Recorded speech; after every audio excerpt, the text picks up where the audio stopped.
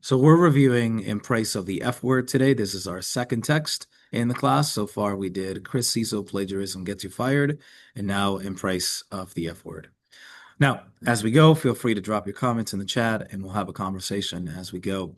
We're reading a text written by Mary Shelley, and her background tells us that she received a bachelor's degree, and then she does her own research and publishing company, specializing in information for economic and development organizations. She's also a teacher, which is more relevant to us because her article is going to be about teaching. Maybe the title In Praise of the F Word can be considered provocative. I think we would all agree that the title is a little provocative. When you think of the F word, you probably think of a bad word. That's probably the first thing that comes to mind. So when she says, I think we should praise the F word, you're probably thinking, this may not be a good thing, right? But the F word in question is the word of failure. That's the conversation that she intends to have today. So here we go. Let's get started. I'm going to open it up a little bit more and we'll start here. Tens of thousands of 18-year-olds will graduate this year and be handed meaningless diplomas. I think that's a pretty shocking opening if you really think about it, especially since you have a diploma which is something meaningful and the word meaningless right before it, creating a kind of oxymoron. But it is also a shock in value, right? It has a way of hooking the reader right from the beginning. Tens of thousands of 18, that's also very hyperbolic. Tens of thousands of 18-year-olds will be graduating this year and handed meaningless diplomas. The hyperbolic is not the figure, tens of thousands of people graduate all the time. But the hyperbole is that tens of thousands of them will receive meaningless diplomas. Not a few people, many people. All right. These diplomas won't look any different from the ones awarded to their luckier classmates. I find that interesting that she would use luckier to define maybe somebody who is more qualified, maybe the students who received a better education. Does that make them luckier? Their validity will be questioned only when their employers discover that these graduates are semi-literate or half educated, is what she means, right? So she puts a lot of emphasis on the fact that these students are unable to do things that are basic.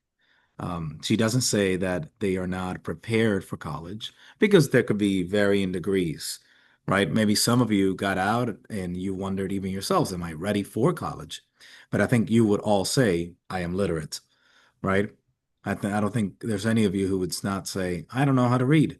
So, but she does call it into question by saying that they will discover that they are semi-literate, or rather, the employers will discover that they are semi-literate. So we have to ask ourselves, why open in such a following way, in such a way? So we ask ourselves questions about purpose, audience, the speaker, and the situation, also the strategies, right? We're thinking, what is her goal with this article? What is her intended audience? You should be thinking about these things and writing them down. You should be thinking about what kind of speaker is she? What's her ethos, right? We don't know enough about her. We also want to know what situation is happening around the time of the writing of this article? What is prompting the writing of the article? So eventually, a fortunate few will find their way into educational repair shops. That's a really ironic way or sarcastic way of describing remedial schools. Adult literacy programs, such as the one where I teach, now we're getting to know her a little bit, right? We're learning about her ethos. She's a teacher and she's going to talk about education. Do you feel, by raise of hands, that a teacher is qualified to talk about the state of education?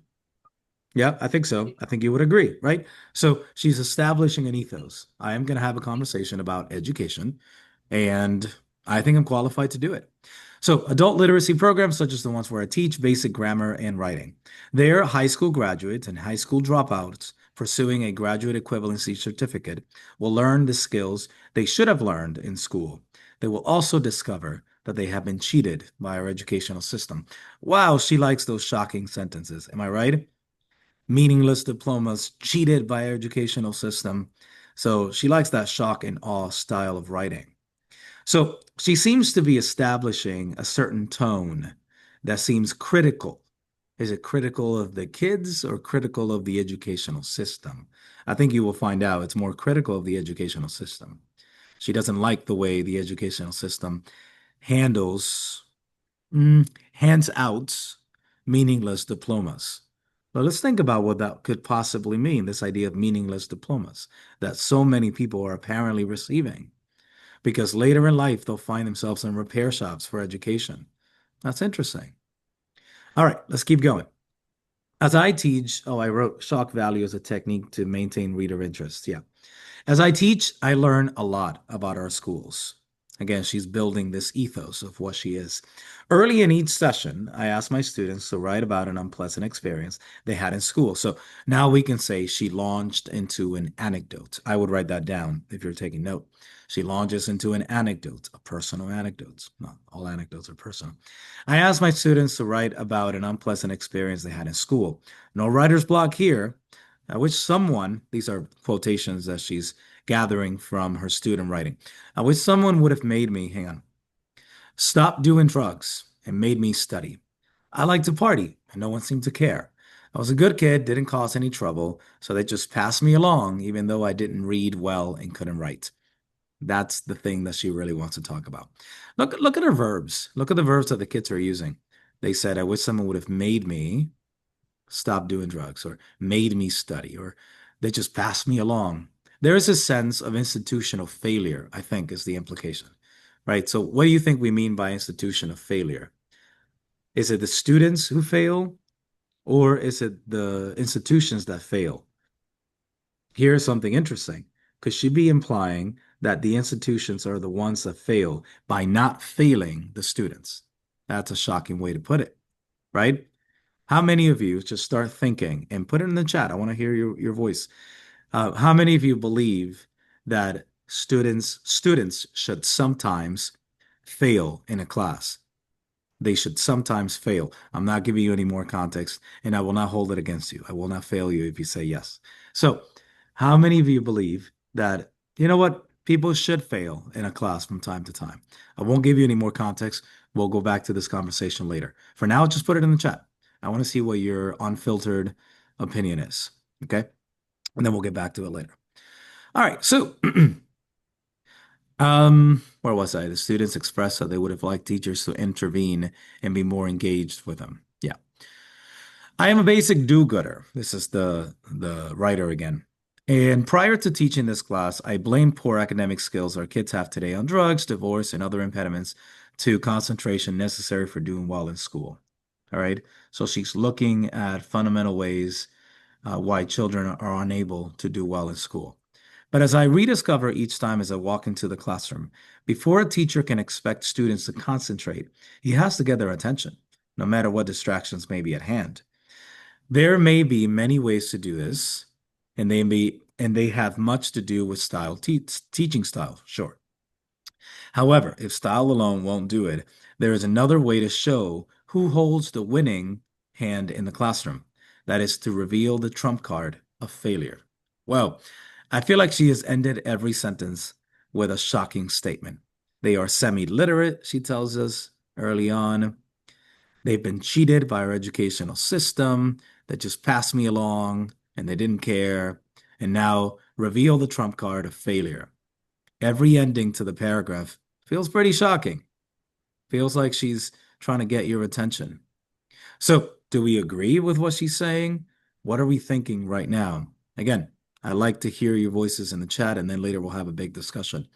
Think about what she's saying right now, that sometimes to hold a card of failure over the student so that they know this matters. I don't know. Let's think about that. Some of you are thinking about your different experiences and different classes. I will never forget a teacher who played the card to get the attention of one of my children.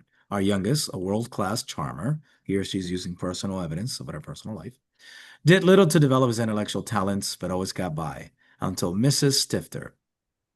Our son was a high school senior who had her for English. He sits in the back, here she's quoting the teacher. He sits in the back of the room talking to his friends, she told me.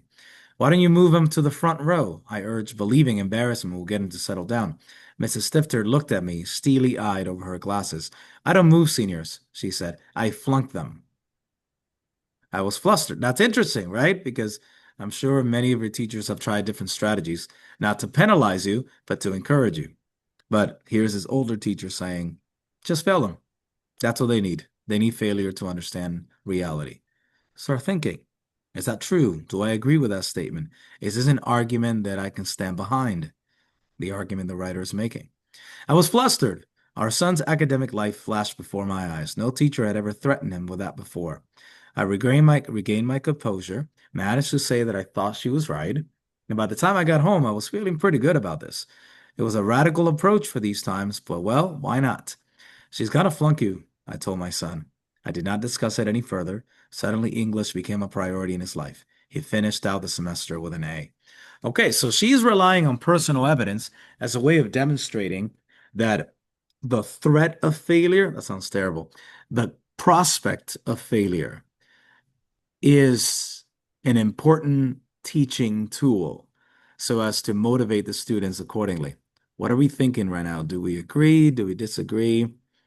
Rebecca says it's okay to fail because it's basic human nature, but it's also right to pick yourself up and okay and be better. I understand that. I can see the value of that. There's another comment that says, I think we should learn from our mistakes. Sometimes we need to fail to try harder, but they shouldn't also be trying to actively fail us, meaning the teacher shouldn't be actively trying to fail us. But that's good. I like that comment as well. Somebody else just posted the students who put no effort whatsoever into their education and don't care deserve, interesting word, to feel the weight of failing and to deal with the consequences of their actions. Keeping in mind this each student's circumstances and the reasoning behind why. That's interesting. That's a good approach. So let's think about these things as we keep going. Do we agree with her argument? Is her argument working on us, or is it not? I know one example doesn't make a case, so I like that. She acknowledges a the opposition, and a counter argument might say, "Well, your personal evidence doesn't necessarily make a case for everyone." You're right, she says. It's all right. It's just one example. But at night, I see a parade of students who are angry and resentful for having been passed along until they could no longer even pretend to keep up. Now, the argument is more nuanced. If we don't fail them, she's implying, they will fail later on massively. Better to fail now when there are safety nets than to fail later when there are no safety nets. That's interesting. Now we're beginning to reconsider her argument. Maybe it does make sense. All right.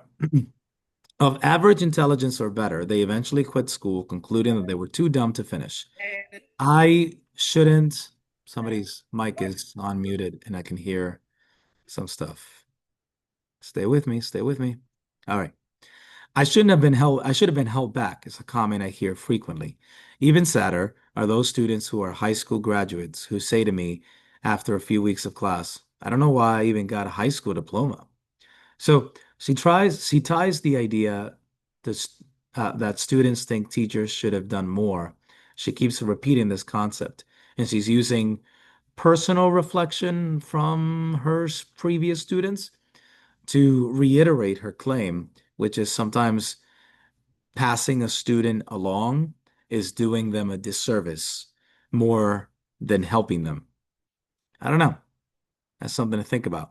I'm sure all of you have had a class where you do nothing and you just kind of pass and nothing happens. Then maybe that's a disservice, she's saying. So passing students who have not mastered the work cheats them, and this is interesting because she already said cheats earlier, by cheated by our educational system, and their employers who expect graduates to have basic skills. We excuse this dishonest behavior by saying kids can't learn if they come from terrible environments. No one seems to stop to think that no matter what environments they come from, most kids don't put school first on the list unless they perceive something is at stake, right? And she makes a joke, they'd rather be sailing. But the point is, uh, you prioritize your classes based on the prospect of failing. The class that's going to fail you the soonest is the one whose work you do the soonest. That's essentially what you do. I mean, that's the ethos of the students. Students eat hand to mouth. You're constantly, what is the next thing I got to do? I'll do that. That's what I'm doing, right? You guys live hand to mouth. So many students I see at night could give expert testimony on unemployment, chemical dependency, abusive relationships. In spite of these difficulties, they have decided to make education a priority. They are motivated by the desire for a better job, or the need to hang on to the one they've got. They have a healthy fear of failure. And I think this is sort of like the thesis of the argument, the main idea of the argument. Having a healthy fear of failure can help you succeed in life. So I'd invite you to talk about this. Think about it, write it in the chat. I'm going to check it right now. I just want to see what you think about this concept of a healthy fear of failure. So I have students who think that I think the problem is that everyone sometimes they value more the grade than the knowledge itself, which encourages people to cheat and not learn. I think that's true. I think the educational system is it has created already a quid pro quo. It's a transactional thing. You come here and you do a little dance, and then I sprinkle some grades on you. I mean, that's essentially what we're doing. And it's unfortunate. And I don't think that's the case for everyone. I'm sure there are people that come here and learn and they enjoy it. But most people are in that transactional quality where I want to get something. And I don't really blame them. I think the system is designed that way, right? I give you monopoly money so that you can keep playing the monopoly game of education. And then you graduate into, I don't know, monopoly world. That's essentially what we're doing here. So he says we shouldn't be scolded when we fail because life isn't as kind. We must fail to learn what mistakes not to repeat. I think that's true. And I think the writer would agree with that. I think a new one just came in. Failing in school can actually be a good thing. So you can understand failure as a feeling and what is needed to come back from it. Sometimes we could even say that failing in an assignment and not an entire class. Sometimes failing early on an essay, let's say, could be instructive and then you improve. Sometimes I'm reading still from the comments. Sometimes when you get to the real world and you have a moment of failure, you might not know how to handle it, right? Because you haven't failed enough. That's a really valid argument. I've read this in articles before that your generation doesn't know how to fail. So when you fail, because we all fail all the time, you are shocked. And you're like, oh my God, I failed. What do I do? Like you have no range of failure. Like I teach students all the time who get B's and it's like I failed, right? But I feel like you have no real range of failure, and I don't blame you for it. I just think that we haven't taught you what failure really looks like. Um, I know you're wondering, is he gonna fail me right now? No, that's not what I'm saying. What I'm implying is that we need to redefine our understanding of failure. She's almost looking at it as a positive thing in praise of the F word, she is saying. A healthy fear of failure. People of all ages can rise above their problems, but they need to have a reason to do it. So here she's providing reasoning as to why flunking students may be a useful tool. Young people generally don't have the maturity to value education in the same way my adult students value it. The fear of failure, whether economic or academic, can motivate both. Flunking, she keeps providing evidence and rationale to her claims. That's essentially what she's doing here. Flunking as a regular policy has just as much merit today as it did 2 generations ago. We must review the threat of flunking and see it as it really is, a positive teaching tool. Okay, now we have to consider because she's redefining terms as the fear of failure as a positive teaching tool. She's redefining terms. Notice how she's choosing to paint a method of very positive and not at all detrimental. Think about her her word choice, I'm sorry, of a positive teaching tool. This idea that failure could be instructive, could be the real teacher in the classroom. I don't know, something to think about. It is an expression of confidence by both teachers and parents that students have the ability to learn from material presented to them. However, making it work again making it work again would take a dedicated, caring conspiracy between teachers and parents. That's a really nice word, conspiracy, because she doesn't mean it in a negative connotation. She means that the parents and teachers need to be aligned on their goals. It would mean facing the tough reality that passing kids who haven't learned the material, while it might save them grief in the short term, dooms them in the long term illiteracy. So this idea that parents and teachers need to be conspiring for the benefit of the student, even if it means the short-term failure of the class. That's an interesting concept. And I also don't think she means failure in the grand scheme of things. Like we should fail kids all around. But the idea that someone's failing a course can be instructive, right? I've taught college for many years, and there are many times that a student may fail a course. They come back and they get it together because they realize, oh man, courses cost money and they cost time, which is really the only thing, the only currency we should be worried about is time, not money. And they think, okay, I need to get it together. And then when they come back, they do better and better and better. So something to think about. All right, here we go. Let's finish it up. This means no more. It would mean that teachers would have to follow through on their threats and parents would have to stand behind them, knowing their children's best interests are indeed at stake. This means no more doing Scott's assignments for him because he might fail, no more passing Jody because he's such a nice kid. This is a policy that worked in the past and can work today. A wise teacher, with the support of his parents, gave our son the opportunity to succeed or fail. It's time that we return this choice to all students. Another great way to finish a paragraph, right? I think she's got this shock and awe quality to it. All right, I'm going to stop recording now so that we can have a quick conversation. I still don't remember how to stop the recording. Pause recording.